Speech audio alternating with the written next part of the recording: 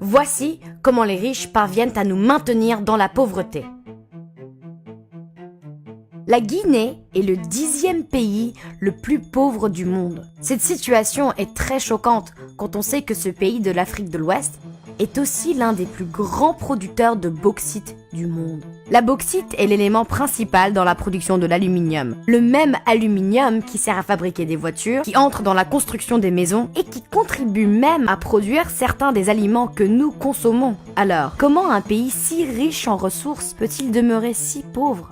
Pendant les 50 dernières années, l'équivalent de plus de 400 milliards de dollars d'aluminium ont été produits à partir de la bauxite extraite de la seule mine de la CBG, la Compagnie des bauxites de Guinée. Une plainte juridique récente révèle que la part de cette richesse réservée à la Guinée a été tragiquement limitée à 1,2%. Du fait que Alcoa, la société qui gère les opérations de la CBG, refuse obstinément de laisser aux Guinéens leur part des profits de cette exploitation minière. À titre d'exemple, bien que le gouvernement guinéen ait officiellement désigné Nanko Shipping, une société guinéenne à transporter 50% de sa bauxite, Alcoa refuse d'honorer cette partie de l'accord. Pendant ce temps, la même Alcoa continue d'assurer le transport de cette part guinéenne et récolte ainsi les bénéfices financiers qui en découlent, privant le pays d'une énorme bouffée d'oxygène économique. Et pourtant, en Guinée aujourd'hui, plus de 55% de la population vit en dessous du seuil de pauvreté. Seul un ménage sur 5 a accès à l'électricité.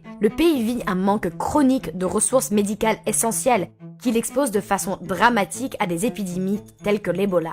Et que dire de la mortalité infantile avec un taux douloureusement élevé pour le XXIe siècle ? Parce que seulement 37% des enfants sont vaccinés. C'est le comble que ce soit ce même pays qui soit aussi l'un des plus grands producteurs au monde d'un métal que nous utilisons tous de façon quotidienne.